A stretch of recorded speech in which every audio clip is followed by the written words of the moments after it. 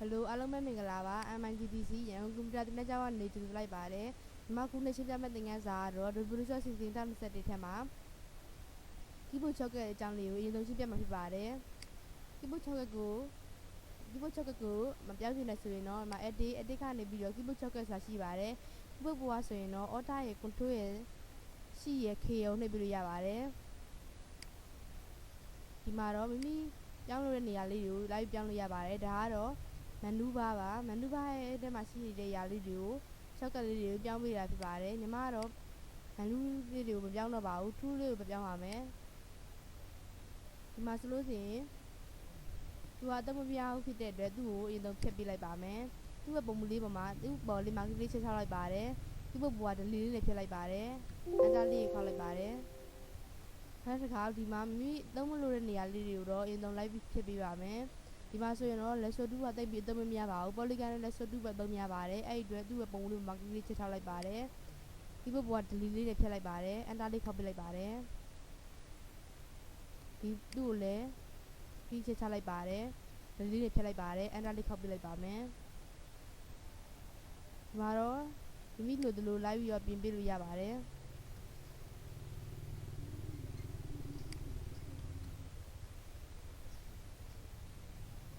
ဒီမှာဆိုရင်လည်းသူတို့တွေကတုတ်သိပ်မများပါဘူးအဲ့ဒီသူတို့တွေကိုဖြတ်ပြလိုက်ပါမယ်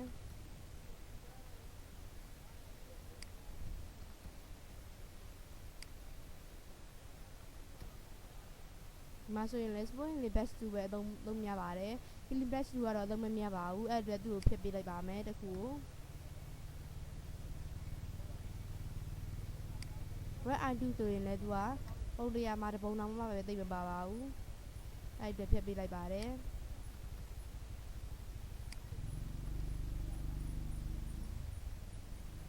close 2မှာဆိုရင်လည်း better close 2ကတော့အသုံးနည်းပါတယ်အဲ့ဒီဖြတ်ပေးလိုက်ပါမယ်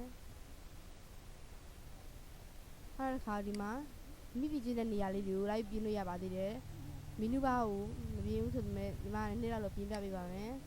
ဒါဆိုရင်တော့ file ထဲမှာရှိတဲ့ menu လေးတွေပါ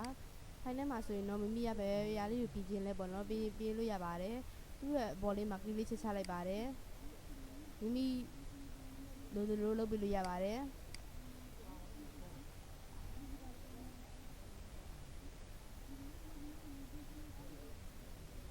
sorry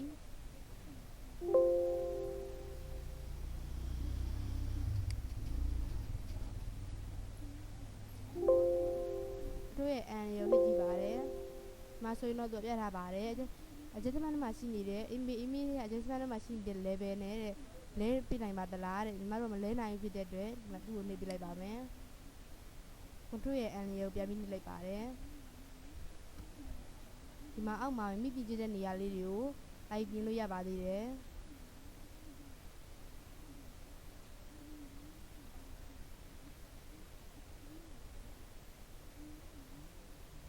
မပြင်တော့ပါဘူးနောက်တစ်ခါဒီမှာ edit လေးတွေကိုထပ်ပြီးတော့အဲ့ဒီထဲမှာမိပြင်တဲ့နေရာလေးတွေထပ်ပြီးပြင်လို့ရပါသေးတယ်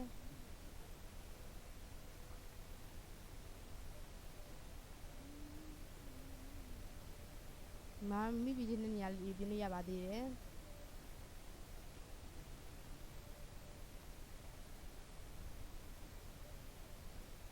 အဲ့ဒီထဲမှာဆိုရင်တော့ဒီမှာ copy မှာသူကတော့ control C လို့ရေးပေးထားပါတယ်ဒီမှာကတော့သူ့ကိုပြတ်မှာဖြစ်တဲ့အတွက် control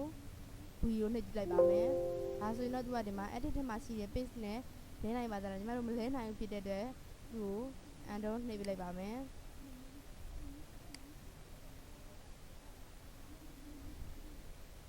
ဒီလိုလဲနိုင်တယ်ဆိုလို့ရှိရင်တော့ဒီမှာမိထပ်ပြီးရေးလို့ရပါသေးတယ် control V နှိပ်ကြည့်လိုက်ပါမယ် enter လေးခေါက်ပေးလိုက်လို့ရပါတယ်ဒါဆိုရင်တော့သူကလဲပေးပြီးသွားပြီဖြစ်ပါတယ်ဒါကတော့ဒါ keyboard shortcut လေးတွေပြောင်းပြတာဖြစ်ပါတယ်ဒါပြီဆိုရင်တော့ okay ကိုနှိပ်ပေးလိုက်ပါမယ်ဒါဆိုရင်တော့သူကဒီမှာဒီထဲမှာဆိုရင်တော့ဒီမှာ lasso 2ဆိုလို့ရှိရင်တော့ဒီမှာ n ဒီမှာမရှိတော့ပါဘူးဘာလို့လဲဆိုတော့ဒီမှာဖြတ်ထားရတာဖြစ်ပါတယ်ဒီ polygon lasso 2မှာပဲသူကဝင်သွားတာဖြစ်ပါတယ်နှိပ်ကြည့်လိုက်ပါမယ်ဒီမှာဆိုရင်တော့ value ပါ value နှိပ်မယ်ဆိုရင်တော့မှာတစ်ခုချင်းပြောင်းပါတကယ်လို့သူ့ကိုနှိပ်လို့မရဘူးဆိုရင်တော့ edit ထဲမှာရှိနေတဲ့ device တွေသူ့ကို ကိုနှိပ်ပေးရပါမယ်သူ့ရဲ့မှာဒီမှာအမှတ်ဝင်နေမယ်ဆိုလို့ရှိရင်တော့ဘယ်လို okay ကိုနှိပ်ကြည့်လိုက်ပါမယ်အမှတ်ဝင်နေမယ်ဆိုရင်တော့သူကဘလောက်ပဲဒီမှာ W ဘလောက်ပဲနှိပ်မရပါဘူးအဲ့အတွက်ညီမတို့အမှတ်ဖြုတ်ပေးပါမယ်အတိကနေဒီဘက်စီ2ကိုနှိပ်ပေးလိုက်ပါမယ်ဒီမှာအမှတ်လေးဖြုတ်ပေးလိုက်ပါမယ် okay ကိုနှိပ်ပေးလိုက်ပါမယ်ဒါဆိုရင်တော့သူကဒီမှာနှိပ်ပေးလို့ရပါပြီဖြစ်ပါတယ်နောက်တစ်ခုကတော့ဒီမှာလေယာထဲမှာရှိနေတဲ့ new adjustment layer ရဲ့ image ထဲမှာရှိနေတဲ့ adjustment နဲ့ဘယ်ဟာကွာတယ်လဲဆိုတာဘယ်လိုသူတို့နှစ်ခုကဘယ်လိုကွာတယ်လဲဆိုတာရှင်းပြပေးသွားမှာဖြစ်ပါတယ်အရင်ဆုံးဒီ image ထဲမှာရှိနေတဲ့ adjustment ထဲမှာရှိနေတဲ့ control N ကိုနှိပ်ကြည့်ပါမယ် sorry level ကိုနှိပ်ကြည့်ပါမယ် keyboard ပေါ်ဆိုရင်တော့ control ရဲ့ N လေးကိုနှိပ်ပေးလို့ရပါတယ်ဒီမှာဆိုရင်တော့သူကလူနှိပ်ထားတဲ့ခါတဲ့လူကဒီဘောက်လေးကြာလာဖြစ်ပါတယ် okay ကိုနှိပ်ကြည့်လိုက်ပါမယ် layer ထဲမှာရှိနေတဲ့ new adjustment layer ထဲမှာ level ကိုနှိပ်ကြည့်လိုက်ပါမယ် okay ကိုနှိပ်ပေးလိုက်ပါမယ်ဒါဆိုရင်တော့သူကဒီမှာ layer တစ်ခုခွဲသွားတာဖြစ်ပါတယ် adjustment နဲ့ layer ကတော့ image ရဲ့ layer ကတော့သူက layer တက်မခွဲပါဘူးဒီ layer ထဲမှာပဲဝင်သွားတာဖြစ်ပါတယ်ဒီ layer ထဲမှာရှိနေတဲ့ new adjustment layer ကတော့ layer ခွဲသွားတာဖြစ်ပါတယ်နောက်တစ်ခါ layer ထဲမှာရှိနေတဲ့ new adjustment layer တွေက colors ကိုနှိပ်ကြည့်လိုက်ပါမယ် okay ကိုနှိပ်ပေးလိုက်ပါမယ်ဒါဆိုသူကတစ်ခုလောက်တိုင်းတစ်ခုသူက color လေးတွေကို sorry layer လေးတွေတစ်ခုချင်းပွားတာဖြစ်ပါတယ်ဒီမှာတော့မိမိလိုဒီလိုလေးမောင်လေးတွေချင်းပြလို့ရပါတယ် image ထဲမှာရှိနေတဲ့ adjustment ထဲမှာရှိနေတဲ့ color ကတော့သူကဒီတိုင်းလေးပဲပေါ်လာဖြစ်ပါတယ် layer မခွဲသွားတော့ပါဘူး okay ကိုနှိပ်ပေးလိုက်ပါမယ် image ရဲ့ adjustment ထဲမှာရှိနေတဲ့ sorry သူ့ image adjustment ထဲမှာလောက်တော့မယ်ဆိုရင်တော့ဒီ background layer လေးကို select မှတ်ပေးထားရပါတယ် image ရဲ့ adjustment ထဲမှာရှိနေတဲ့ဒီမှာ color ပေးတဲ့အောင်နှိပ်ပေးလို့ရပါတယ် keyboard ပေါ်ဆိုရင်တော့ control ရဲ့ B ကိုနှိပ်ပေးလို့ရပါတယ်ဒီမှာသူကတော့အလင်းမောင်လေးတွေချင်းလို့ရပါတယ် sorry color လေးတွေမိမိလိုတင်ပေးလို့ရပါတယ် okay ကိုနှိပ်ပေးလိုက်ပါမယ်နောက်တစ်ခါဒီမှာ layer ထဲမှာရှိနေတဲ့ new adjustment layer တွေကဒီမှာ color ပေးတဲ့အောင်နှိပ်ပေးလို့ရပါတယ် okay ကိုနှိပ်ပေးလိုက်ပါမယ်ဒီမှာဆိုရင်တော့သူကမိမိတစ်ခုလောက်တိုင်းတစ်ခု color ပေးတဲ့အောင် color layer လေးတစ်ခုဝင်သွားတာဖြစ်ပါတယ်အဲ့တော့သူတို့နဲ့ image ထဲမှာရှိနေတဲ့ adjustment နဲ့ layer ထဲမှာရှိနေတဲ့ new adjustment ရဲ့ကွာခြားချက်ပဲဖြစ်ပါတယ်နောက်တစ်ခုကတော့ဒီမှာ layer ထဲမှာရှိနေတဲ့ arrange ကြောင်းလေးကိုရှင်းပြပေးသွားမှာဖြစ်ပါတယ် arrange ထဲမှာဒီမှာဆိုရင်အရင်ဆုံးမိမိရွှေ့လို့တဲ့ layer လေးကိုအရင်ဆုံး select မှတ်ပေးထားလိုက်ပါမယ် layer ထဲမှာရှိနေတဲ့ arrange ဒီမှာဆိုလို့ရှိရင်တော့ဒီမှာ into form မှာသူကရှိရ control ရဲ့လေးတောင်ကွင်းပိတ်ရကိုနှိပ်ပေးလို့ရပါတယ်ဒါဆိုရင်တော့သူကအပေါ်ဆုံးကိုရောက်သွားတာဖြစ်ပါတယ် layer တွေအကုန်လုံးအပေါ်ဆုံးရောက်သွားတာပါ layer ထဲမှာရှိနေတဲ့ arrange ထဲမှာရှိနေတဲ့ဒီမှာ sum backward ဆိုလို့ရှိရင်တော့ keyboard ပေါ်က control ရဲ့လေးတောင်ကွင်းစရနှိပ်ပေးလို့ရပါတယ်ဒါဆိုရင်တော့သူကတစ်ခုချင်းစီအောက်ကိုကျသွားတာဖြစ်ပါတယ် layer ထဲမှာရှိနေတဲ့ arrange ထဲမှာရှိနေတဲ့ဒီမှာ bring forward ကိုနှိပ်မယ်ဆိုရင်တော့ keyboard ပေါ်ကလေးတောင်ရဲ့ကွင်းပိတ်ရကိုနှိပ်ပေးလို့ရပါတယ်ဒါဆိုရင်သူကအပေါ်ကိုတက်သွားတာဖြစ်ပါတယ်မိမိရွှေ့လို့တဲ့ layer လေးတွေကို select မှတ်ပေးထားမှဒါရမှာဖြစ်ပါတယ် layer တွေပြီးတော့ array ထဲမှာရှိနေတဲ့ sum to base ကိုနှိပ်မယ်ဆိုရင်တော့ရှိရ control ရကွင်းပိတ်ရနှိပ်မယ်ဆိုရင်တော့သူက layer တွေအကုန်လုံးရဲ့အောက်ဆုံးကိုရောက်သွားမှာဖြစ်ပါတယ်ဒါကတော့ layer ထဲမှာရှိနေတဲ့ arrange အကြောင်းကိုရှင်းပြပေးသွားတာဖြစ်ပါတယ်တစ်ခုကတော့ layer color လေးအကြောင်းကိုရှင်းပြပေးသွားမှာဖြစ်ပါတယ်ဒီ color လေးဒီ layer လေးတွေတော့အရင်ဆုံးဖြည့်ပေးလိုက်ပါမယ်လူဆွဲလာခဲ့လိုက်ပါအမိုက်ပုံးနေရာတွေရောက်ပြီဆိုရင်တော့လွတ်ချက်လိုက်လို့ရပါပြီ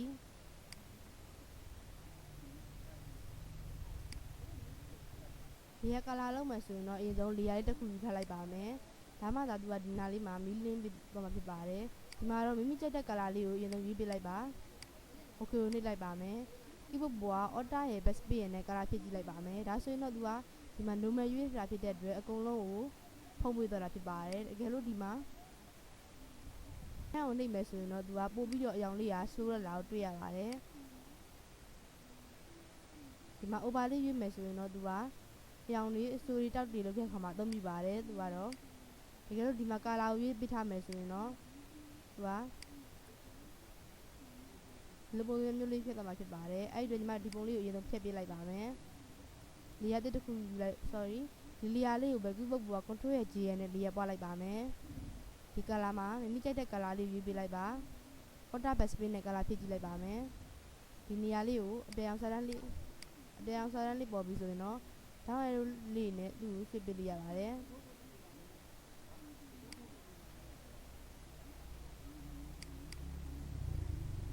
ဒါဆိုရင်တော့သူကဒီမှာဒီ EG လေးမှာပဲသူကအထက်အရောင်ရင်းနဲ့ရုပ်ဆက်သွားတာဖြစ်ပါတယ် Control Z နဲ့နောက်ပြန်ဆက်ပေးကြည့်ပါမယ်ဒီနေရာလေးကို select မှတ်လိုက်ပါတယ်ဟိုဘာလေးကိုရွေးပေးကြည့်ပါမယ်ဒါဆိုရင်တော့သူကဒီထက်ရနေရာလေးနဲ့ပဲရုပ်ဆက်ပြီးတော့အရောင်လေးအစိုးတောက်လေးလှုပ်ပေးသွားတာဖြစ်ပါတယ် Control Z နဲ့နောက်ပြန်ဆက်ကြည့်လိုက်ပါမယ်ဒါတော့ပင်ကိုလေးပါဒီအသစ်တစ်ခုယူပေးပါမယ်ဒီမှာ color ပေါင်းမှာတော့မိကြိုက်တဲ့ color လေးကိုရွေးပေးလိုက်ပါအရောင်လေးရွေးပေးလိုက်ပါမယ် okay ကိုနှိပ်ပေးလိုက်ပါမယ်ဒီမှာ color ကိုအရင်ဆုံးရွေးပေးရပါမယ် brush tool ကိုယူလိုက်ပါတယ် keyboard ပေါ်ဆိုရင်တော့ B ကိုနှိပ်ပေးလို့ရပါတယ်သူ့ကိုနှခမ်းလေးလိုက်ဆိုပေးလိုက်ပါမယ်